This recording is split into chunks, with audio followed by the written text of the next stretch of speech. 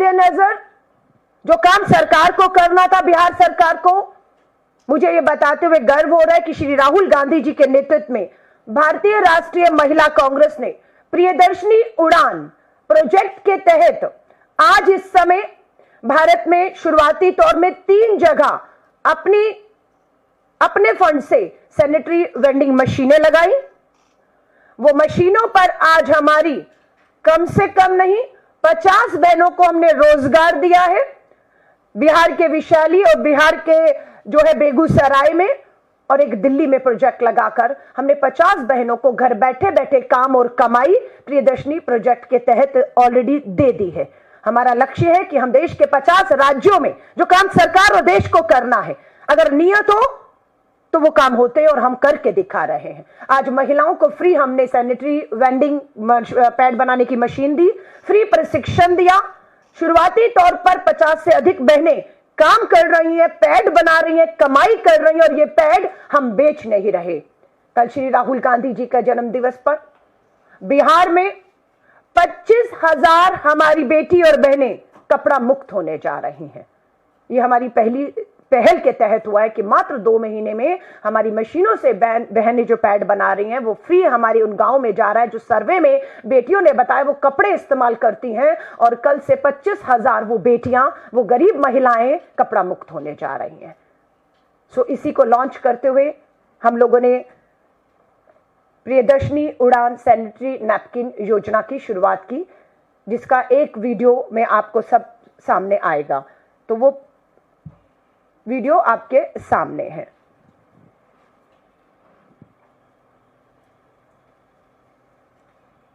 राहुल गांधी की भारत जोड़ो यात्रा से प्रेरित होकर महिला सशक्तिकरण के उद्देश्य को लेकर महिला कांग्रेस द्वारा महिलाओं को आर्थिक न्याय दिलाने के लिए प्रियदर्शनी उड़ान योजना के तहत महिलाओं को आर्थिक रूप से सशक्त करने एवं उनको रोजगार देने के साथ साथ फ्री सैनिटरी नैपकिन देने की शुरुआत की गई है, जिसके तहत 3 प्रोजेक्ट लगाए गए हैं। पहला बेगूसराय, अपने हाथों से ये नैपकिन बनाए हैं और आगे भी जो भी दीदी प्रशिक्षण लेंगे उनको भी प्रशिक्षण दिया जाएगा और महिला कांग्रेस के द्वारा ये सब कुछ किया गया है। आप लोग को फ्री ऑफ कॉस्ट में प्रशिक्षण भी दिया जाएगा और नैपकिन भी बांटा जाएगा। इसलिए मैं महिला कांग्रेस अध्यक्ष दीदी को और नमिता भूषण दीदी को और राहुल गांधी भैया को और जो अलका लंबा दीदी हैं उनको भी मैं धन्यवाद करती हूँ। दूसरा वैशाली, सबसे पहले विद्यार्थी, उसके बाद उसके बाद और उसके बाद ये फैब्रिक, ये रीलिंग मशीन, इसमें हम पैड को सील करते हैं। उसके बाद यहाँ कटिंग होती है और उसके बाद यहाँ सैनिटाइजर। तीसरा दिल्ली, महिला कांग्रेस द्वारा फ्री प्रशिक्षण मशीन हमें दी गई है, जिससे गरीब महिलाएं और बच्चियां जो सैनिटरी नैपकिन नहीं खरीद पाती उन्हें ये फ्री में वितरण किया जाएगा। इसके लिए महिला कांग्रेस और आदरणीय श्री राहुल गांधी जी और श्रीमती प्रियंका गांधी जी का हम धन्यवाद करते हैं। तो महिला सशक्तिकरण के लिए उन्होंने एक कदम उठाया। मेरा नाम है काजल कुमारी, मैं देसी हाई स्कूल में पढ़ती हूँ और मैं ये कहना चाहती हूँ कि हम लड़कियों को अभी तक इतना जागरूक नहीं हुए हैं जो हमें पैड मिल सके। हम अभी भी कपड़ा ही इस्तेमाल करते हैं। तो बस हम यही उम्मीद करते हैं अपने नेता से, अपने राज्यपाल से, अपने मुखिया से कि हमें पैड देने की सुविधा दे। और हमने सुना है महीने के हर एक तारीख को हर विद्यालय में पैड मिलना चाहिए, बट वो अभी हम लोगों को नहीं मिला है। हमारी यही उम्मीद है कि क्या हम लोगों को ये मिले। कि सरकारी विद्यालय की छात्रा है और किस कक्षा में पढ़ती हो बेटा? 1 क्लास में पढ़ती हो। तो तुम्हारे जब पीरियड्स आते हैं तो स्कूल से तुम लोग को सैनिटरी पैड मुफ्त में दिया जाता है क्या? नहीं, सरकार की तरफ से नहीं दिया जाता है। और तुम्हारे स्कूल में कोई ऐसा सखी रूम बोल के जिस समय तुम्हारे पीरियड्स आते हैं तो कुछ ऐसा रूम बना हुआ जहाँ तुम आराम कर सको? या सैनिटरी पैड बनाने की मशीन वगैरह कुछ ऐसी लगी हुई है? कहाँ पढ़ती हो? इस बच्ची को पीरियड है, रात स्कूल नहीं गई, छुट्टी पर है। विद्यालय में सैनिटरी पैड की व्यवस्था है? हमारे विद्यालय में व्यवस्था नहीं है ना। ये बिहार के एक सरकारी विद्यालय की छात्रा किस क्लास में पढ़ती है? 9 क्लास में पढ़ती हूँ। आपके स्कूल में जिस पीरियड्स जब आते हैं आप लोगों को तो मुफ्त में कुछ सैनिटरी पैड वगैरह दिया जाता है? कुछ भी नहीं दिया जाता है। कुछ 300 रुपये की राशि सहायता राशि मिलती है विद्यालय से, सरकारी विद्यालय में? जिस समय आपके पीरियड्स आते हैं तो आप क्या कपड़ा ही बनाते हैं, पेट खरीदना पैसा नहीं। कुछ सभी रूम वगैरह आराम करने के लिए कमरा बना हुआ है जिस समय आप पीरियड्स आते हैं स्कूल में आ जाते हैं? महिला कांग्रेस का प्रण है हर हाथ काम, हर हाथ कमाई। इसके बाद एक बच्चियों का सुबह लेटेस्ट है वीडियो। सुनो बच्ची सब, तुम लोग सरकारी स्कूल में पढ़ती है? किस क्लास में पढ़ती है? क्लास 8। तुम? क्लास 8। तो तुम लोगों को क्या स्कूल में सैनिटरी मशीन वगैरह कुछ लगा हुआ है? लगा हुआ है लेकिन मिलता नहीं। नहीं मिलता है। तो और कोई सुविधा उस तरह का सखी रूम बोल करके रूम बना हुआ है जहाँ आप लोग सैनिटरी पैड बदल सकें, आराम कर सकें? ऐसा कुछ नहीं है। और क्या बोलते हैं, आपको पैसा वैसा कुछ आता है सुविधा के लिए? ये सुविधा सैनिटरी पैड के लिए सुविधा के लिए पैसा 300 रुपया महीना आता है क्या? देखिए, यहाँ पर नीतीश सरकार का दावा है कि बच्चियों को साल का 300 रुपया, सालाना, महीना नहीं, साल का 300 रुपया पैड के लिए आता। और बच्चियों से जब हमने पूछा, उन्होंने कहा ये सरकारी सिर्फ एक झूठा प्रचार है, हमें पैसा बैंक में या हमें पैसा नहीं मिलता, पैड नहीं मिलते, सखी रूम। और अभी ये जो है ग्रामीण बिहार में हाइजीनिक उत्पादनों का दावा किया जा रहा है 39% तक सीमित है। अगर हम इसे 40 माने, यानी कि 60% महिलाएं आज भी 21वीं सदी के आधुनिक भारत में कपड़ा इस्तेमाल करके गंभीर बीमारियों का शिकार हो रही है और सरकार सिर्फ अपने खोखले विज्ञापन, प्रचार और प्रसार में लगी है। हाईकोर्ट के आदेश के बाद ये मशीनें जो 40,000 स्कूलों में पैड की उपलब्धता होनी चाहिए थी, वो सरकारी दावे 350 स्कूलों के भी यहां पर बेनकाब होते हैं।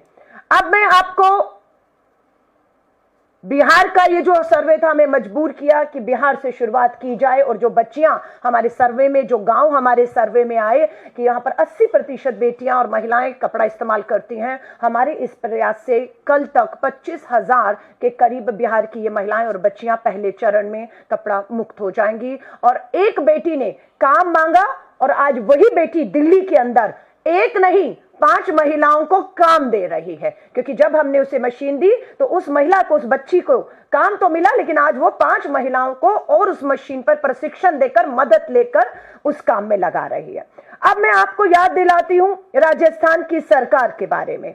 राजस्थान का भी हमने सर्वे किया कि राजस्थान में अशोक गहलोत कांग्रेस की सरकार के दौरान 19 नवंबर 2011 को प्रियदर्शनी उड़ान प्रोजेक्ट की शुरुआत हुई। 19 नवंबर 2011 जब इंदिरा गांधी जी का जन्मदिन था। 11 से 45 साल की 1,23,00,000 महिलाओं को कांग्रेस की सरकार फ्री पैड दे रही थी। 1,23,00,000 महिलाओं को, जिसकी लागत सालाना 290 करोड़ का बजट था, सबको मिल रहे थे। आज वहां पर डबल इंजन की भाजपा की सरकार है। हमने जब पता किया कि वहां की हकीकत क्या है, तो ये एक हकीकत हमारे सामने आती है, फ्री के सैनिटरी पैड दोबारा सरकार को ही बेचे जा रहे हैं। उड़ान योजना में 1.5 करोड़ का घोटाला, कुछ पैड ऑनलाइन कंपनियों को भी बेच दिए गए। ये हो रहा है राजस्थान की डबल इंजन की जो बेटियां आज पैड का इंतजार कर रही है, क्योंकि वो गरीब है, महंगा है पैड, बेरोजगारी है, बीमारी का गंभीर शिकार हो रही है। ये पैड पे उनका हक था और राजस्थान में 1.5 करोड़ रुपए के ये पैड खरीदे गए, बच्चियों तक नहीं पहुंचाए गए, सिर्फ रजिस्टर में दर्ज कराकर पैड वापस लेकर गाड़ी में गए। छापा पड़ा तो पता लगा वही दोबारा सरकार को बेचे जा रहे थे। और ये चारों कल्प्रिट्स हैं। पूछताछ कीजिए, ये 1.5 करोड़ रुपया की हिस्सेदारी किस किस की थी। हमने वहां की आंगनवाड़ी कार्यकर्ताओं से भी राजस्थान में बात की।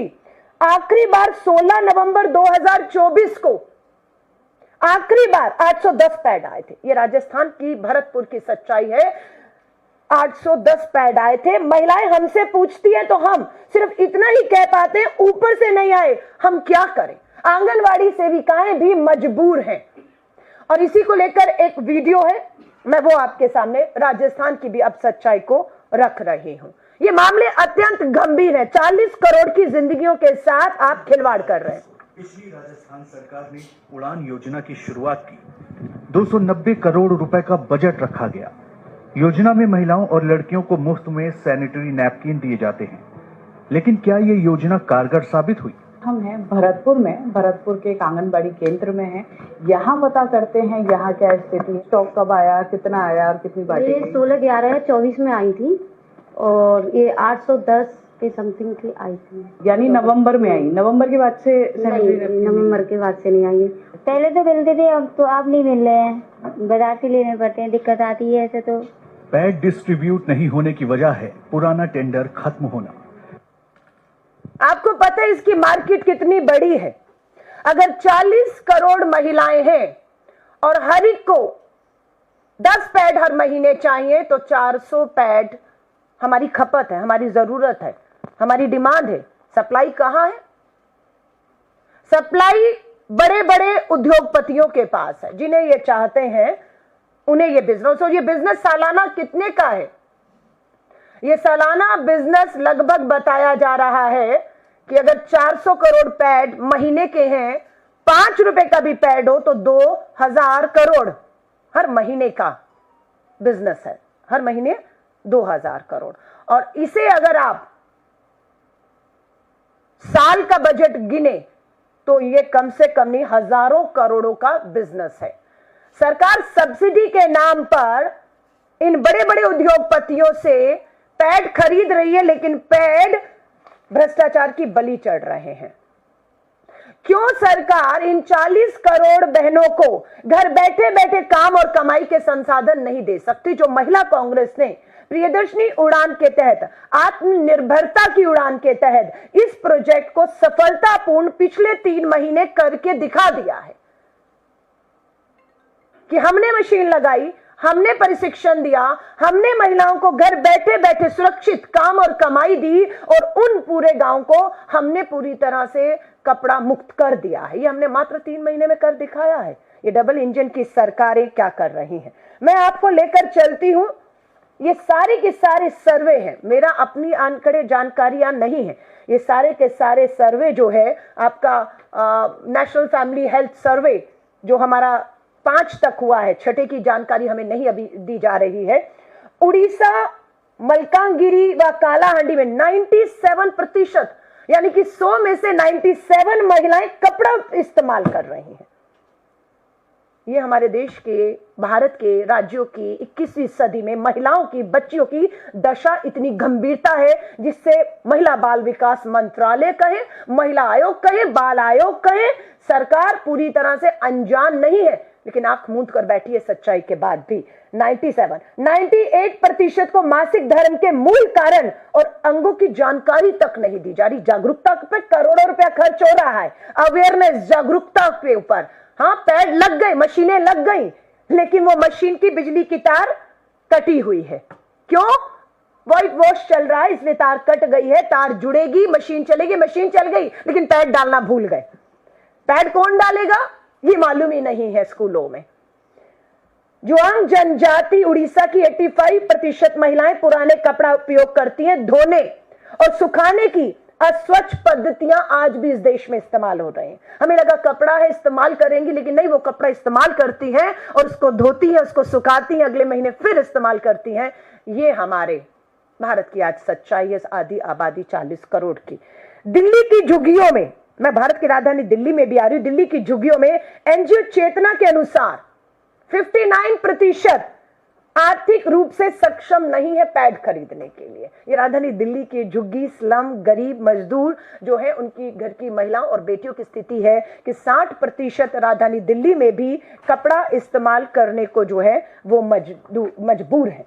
और यही सरकार आप देखिए, 2028 जीएसटी काउंसिल की बैठक आपको याद होगी कि सरकार ने इसके ऊपर भी जीएसटी लगा दिया था कि पैड के ऊपर भी जो जरूरत की चीज है, जो लग्जरी नहीं है, जरूरत है, उस पे भी 12% जीएसटी लगा दिया था। हम सब ने विरोध किया, आंदोलन हुए, दबाव बना सरकार को, झुकना पड़ा सरकार को और 12% पैड पर, रेडीमेड पैड पर जो है इन्होंने उस जीएसटी को वापस लिया। पर जो रॉ मटेरियल है, क्योंकि हमारी बहनें आज जो बना रही हैं मटेरियल रॉ हम खरीद रहे हैं, उस पर भारी टैक्स उनको देना पड़ रहा है।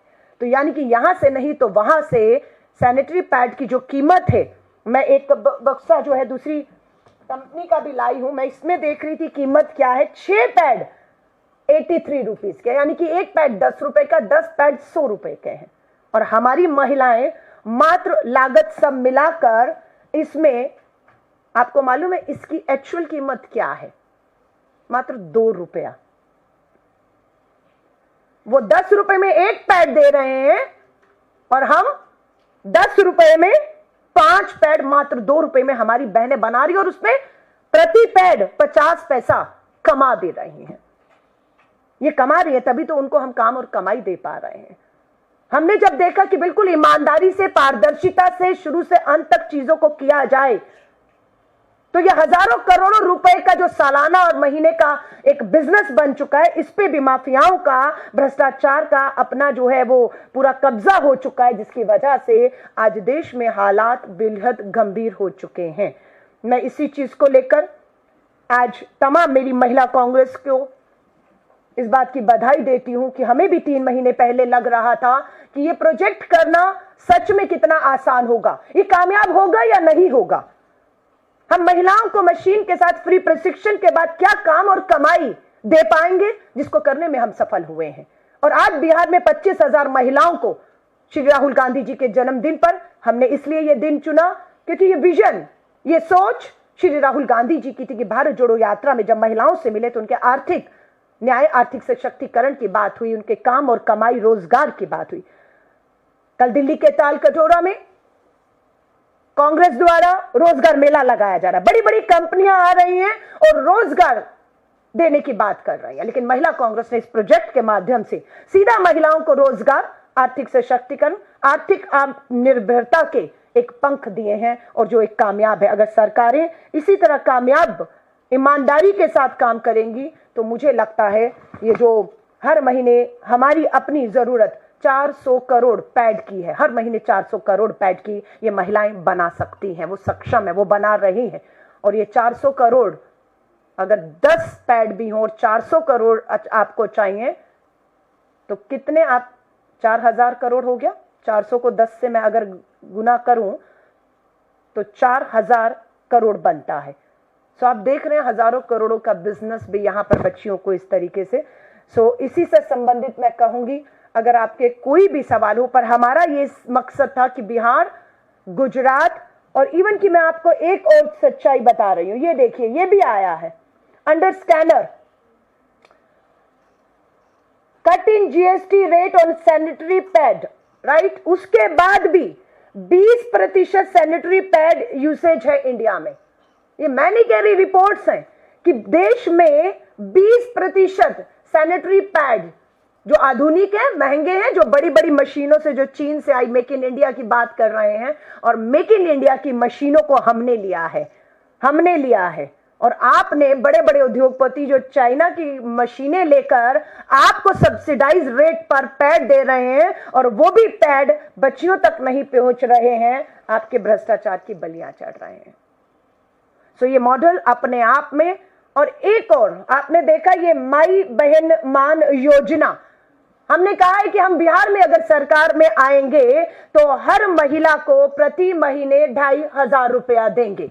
अब बात थी कि वो 2500 रुपया लेकर सरकार से उसको खर्च कर देगी, उसे जमा करेगी, रखेगी या उसे इन्वेस्ट करेगी। प्रियदर्शिनी उड़ान ने उन बिहार की महिलाओं को, इवन आप देखेंगे तेलंगाना में, कर्नाटक में, हमारी जो सरकारें आर्थिक हर महीने लाभ दे रही हैं, हम उन महिलाओं को किस तरीके इन्वेस्ट करके, बिजनेस करके, काम और कमाई करके वो अपने आप को आर्थिक सशक्त करते हैं, इस पे ध्यान है। अब ये 2500 रुपया जब महिलाओं को मिलेगा तो इससे क्या लेंगी, कच्चा माल लेंगी, और 2500 जब कच्चे माल पर लगाएंगी, प्रोडक्ट बनेगा तो वो 2.5 का 5000 करेंगी और अगले महीने फिर सरकार का 2500 आएगा और उसका 5000 जमा होगा। और ये कामयाब मॉडल पिछले 3 महीने में हर सर्वे के बाद हमने किया है, जो देश के सामने एक सच्चाई। और स्कूलों की भी हालत मैं आपको बताऊंगी। ये आपका गुजरात का, हमारे पास 2019 और 20 के बाद आंकड़े ये सरकार जारी करने से डरती है। ये सरकार आंकड़े सच्चाई नहीं लाना चाहती क्योंकि ये बेनकाब होती है। 2019 और 20 के बाद हमारे पास जानकारी नहीं है, लेकिन ये बताते हैं कि 29% किशोरियां जिनकी उम्र 14 से 17 थी उच्च माध्यमिक स्कूल में रही हैं। कितनी? 29% रह गई हैं। मैं इसको चलिए 30 मान लेती हूं। 30% बच्चियां स्कूल में रही, बाकी 70% बच्चियों ने, जिनकी उम्र 14 से 17 है, मात्र इस महामारी की वजह से, सुविधाएं ना होने की वजह से अपनी स्कूली शिक्षा को गुजरात में छोड़ दिया है। मध्य प्रदेश में 15 से 17 वर्ष की उम्र की 10% लड़कियों की उपस्थिति है। स्कूल में कितनी है? मात्र 10% बच्चियां पढ़ रही हैं और 90% की उपस्थिति नहीं है। ये आपको लगता है कि बहुत आम बात है?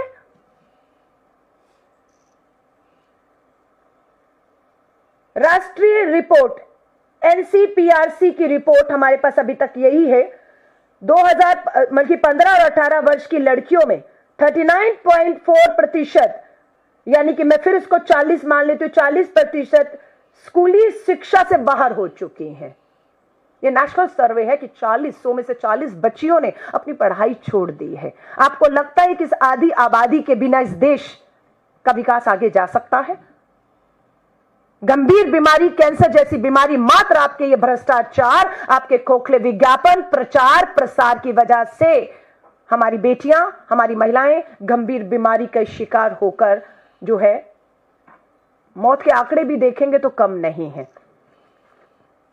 मैं आज एक बार फिर से कांग्रेस नेता, पूर्व कांग्रेस अध्यक्ष, लोकसभा में नेता विपक्ष श्री राहुल गांधी जी का तहे दिल से इसलिए धन्यवाद करते कि अगर उन्होंने भारत जोड़ो न्याय यात्रा ना की होती, उसमें नारी न्याय के नारे के तहत महिलाओं के, नारी के आर्थिक, राजनीतिक, सामाजिक न्याय पर बात ना की होती, तो शायद आज हम इस दिशा में बढ़ भी ना पा रहे होते। और जिस दिशा में हम बढ़ रहे हैं, उस दिशा में हम महिलाओं की, बच्चियों की खासतौर से जिंदगियों में एक बड़ा बदलाव करके उन्हें आर्थिक और सामाजिक रूप से, स्वच्छता के रूप में भी एक बड़ा बदलाव लाने के ईमानदारी से कामयाब प्रयास को होते हुए देख रहे हैं।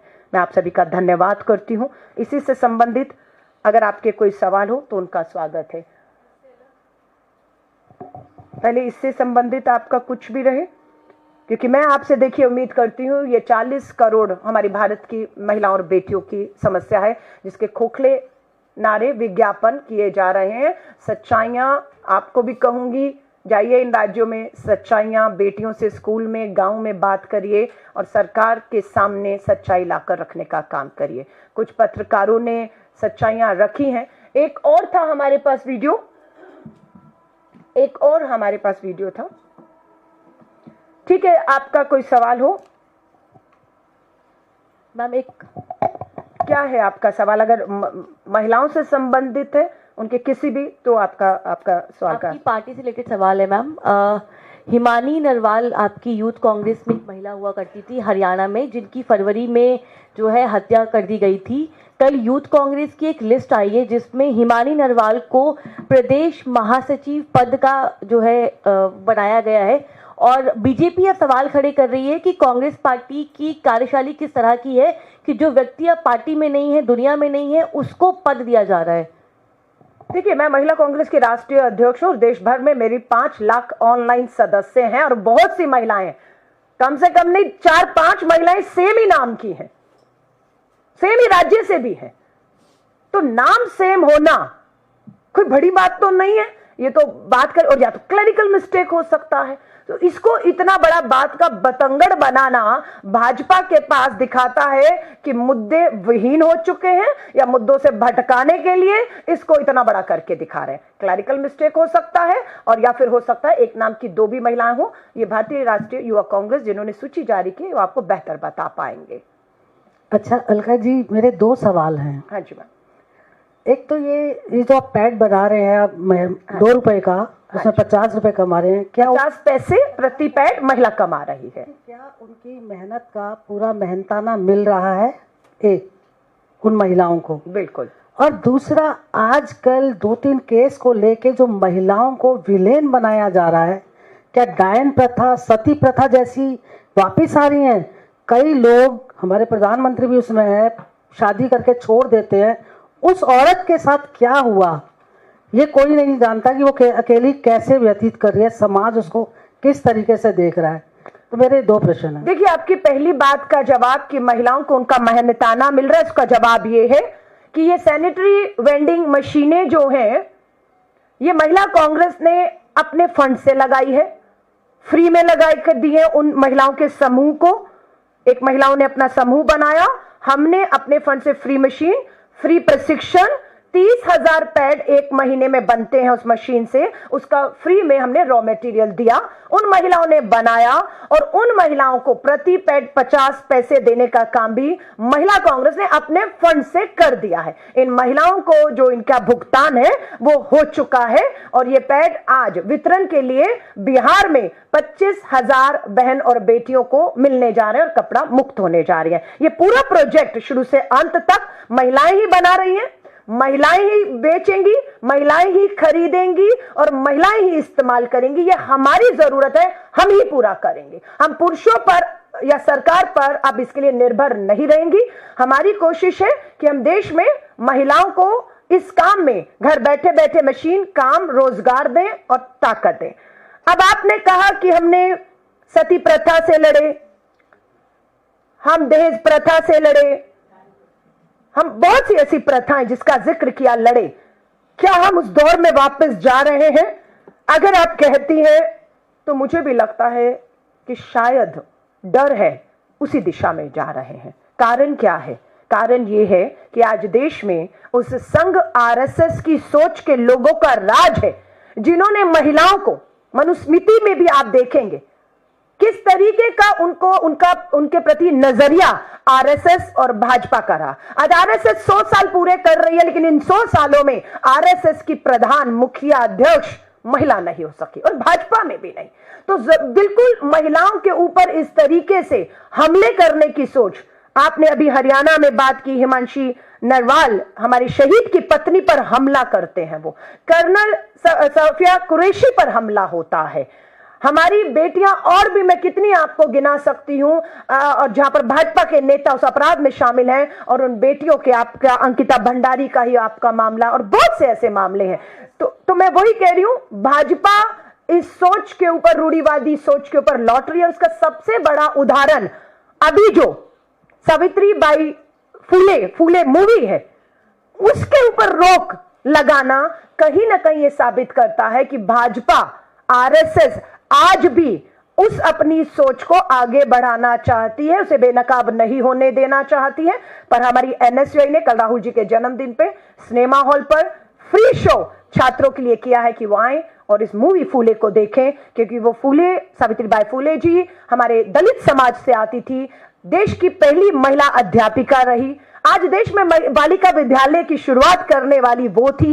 उन पे एक मूवी आती है और आरएसएस भाजपा को उस पे विरोध होता है, तो आप समझ लीजिए बदलाव हम में तो आ रहा है, लेकिन भाजपा और आरएसएस की सोच में बदलाव नहीं आ रहा है। और इसका असर समाज में इसलिए दिख रहा है कि आज देश में और अधिकतर राज्यों में इनका राज है और इनकी सोच थोपी जा रही है, जिसके खिलाफ हम गांधीवादी सोच को लेकर लगातार आगे बढ़ रहे हैं।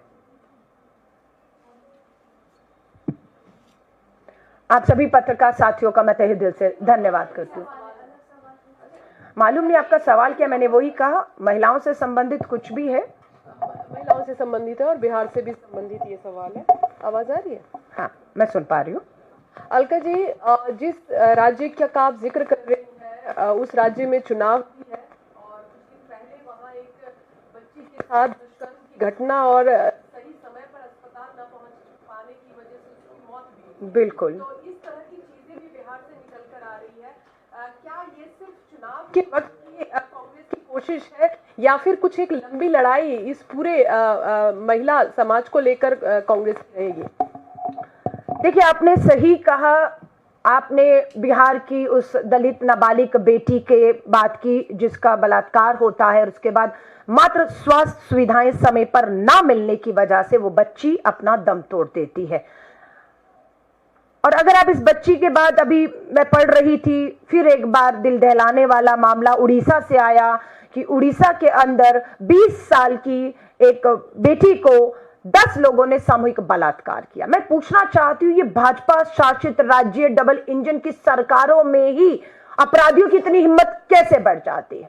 हमने इससे पहले उड़ीसा में शायद इतना लंबा राज एक सरकार रही, इतना जघन्य अपराध नहीं सुना, लेकिन आज जैसे ही उड़ीसा में भाजपा की सरकार आती है, अपराधियों की हिम्मत बढ़ती है और इस तरह का अपराध होता है। मैं बिहार में फिर कहूंगी, आपने कहा चुनाव तक, राहुल गांधी जी की भारत जोड़ो यात्रा, भारत जोड़ो न्याय यात्रा और आज जातिगत जनगणना को लेकर सबके हक और अधिकारों की संविधान के तहत जो बात हो रही है, वो 1-2 दिन की किसी चुनाव को देखकर बात नहीं हो रही है। और ये चुनाव अब आया है, लेकिन लगातार राहुल गांधी जी महिलाओं के आर्थिक, राजनीतिक और सामाजिक संघर्ष के लिए, चाहे वो हाथरस वाला मामला हो, चाहे वो हमारी विनेश फोगाट पहलवान बेटियों का जंतर मंतर पर आना और न्याय मांगने की बात हो, उन्नाव की बेटियों की बात हो, ऐसा नहीं है ये हम पहली बार उठा रहे हैं। पर स्वाभाविक तौर पर जहां चुनाव होता है वहां पर सत्तारूढ़ी दल जो है उनकी चहलकदमी बढ़ जाती है, तो स्वाभाविक तौर से विपक्ष को भी लगता है कि समय रहते उनके जो झूठा है, उनका जो छलावा है, उससे धोखे से वहां की जनता को बचाया जाए। और हमने अपने वायदे छत्तीसगढ़ में हमारी सरकार, माफी चाहूंगी, तेलंगाना की सरकारों, कर्नाटका की सरकारों, हमने जो आर्थिक सहायता की बात की, आप उस पर जाइए, मैं कहूंगी तेलंगाना और कर्नाटका पता करिए कि हम जो कह रहे हैं वो आर्थिक सहायता, मदद हर महीने वहां मिल रही है या नहीं मिल रही है। अगर मिल रही है तो स्वाभाविक ये 2500 रुपया महिलाओं को बिहार में मिलेगा और इनसे इनका आर्थिक सशक्तिकरण होगा, महंगाई, बेरोजगारी, गरीबी से वो बाहर निकलेंगे। पर दुख और चिंता की बात है, केंद्र की भाजपा सरकार ने पूरी तरह से मुंह मोड़ लिया है इस आधी आबादी से, हर तरीके से मुंह मोड़ा हुआ है। 33% महिला आरक्षण पास, थैंक यू मोदी जी, लागू नहीं होने देंगे। चुनौती दे रही हूं, बिहार में चुनाव है, नियत साफ है ना, जुलाई में आ रहा है लोकसभा का सत्र, कह दीजिए सब समर्थन करेंगे कि बिहार पहला राज्य होगा जहां पर 33% महिला आरक्षण के तहत हम कोई इफ एंड बट हम नहीं लगा रहे, चुनाव होगा। कहिए तो सही, आपकी नियत साफ हो जाएगी।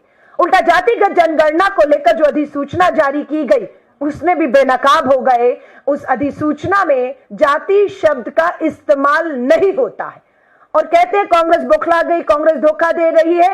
आप अपना अधिसूचना को पढ़िए, मैं पत्रकारों को भी कहूंगी और भाजपाइयों से पूछिए इसमें कास्ट, जाति शब्द कहां लिखा हुआ है, और नहीं लिखा तो क्यों नहीं लिखा हुआ है। और कब होगी जाति जनगणना? जो 2011 में हुई, 21 में होनी थी वो जाति जनगणना, 21 की 22, 23, 24, 25, 26 नहीं, 27 में होगी। क्यों? और 28 में आप उसको अपने मन मुताबिक क्या करेंगे मालूम नहीं, क्योंकि 29 में चुनाव खड़ा हुआ है।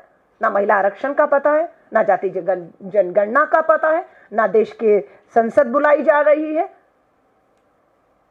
तो हर तरीके से आज केंद्र की भाजपा सरकार, डबल इंजन की इनकी सरकारें बेनकाब हो रही हैं। और नीतीश कुमार जी को मैं लेकर, सच में उनके स्वास्थ्य को लेकर हम बहुत चिंतित हैं। वो पूरी तरह से उनके स्वास्थ्य न होने का जो लाभ है गलत तरीके से वो भाजपा और भाजपा के नेता वहां पर उठा रहे हैं।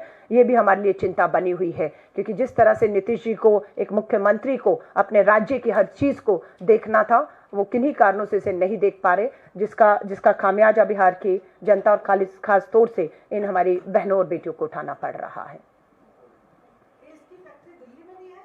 मैम, दिल्ली में करोल बाग में एक प्रोजेक्ट, हमने पहले 3 प्रोजेक्ट लगाए। एक दिल्ली के अंदर करोल बाग है, आप कभी भी जाएं उसे विजिट कर सकते हैं। वहां पर हमने यूनिवर्सिटी की बच्चियां जो अपनी पढ़ाई कर चुकी हैं, रोजगार की तलाश में थी, वो मेरे पास आई काम मांगने के लिए। मैंने उनको काम की जगह रोजगार दिया। आज वही हमारी बेटियां, 4 महिलाओं, 4 और बेटियों के साथ मिलकर ये पैड बनाने का काम, ये जो हमारा है, ये हमारी इन्हीं बेटियों ने बनाए हुए, ये इन्हीं के हाथ के पैड हैं।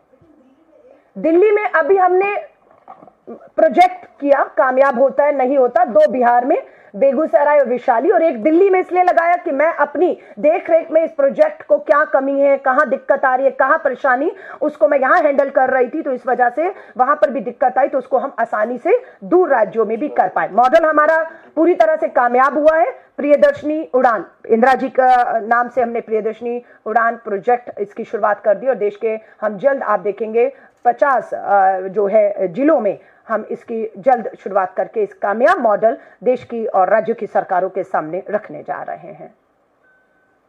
आप सभी पत्रकार साथियों का बहुत बहुत धन्यवाद। जय हिंद।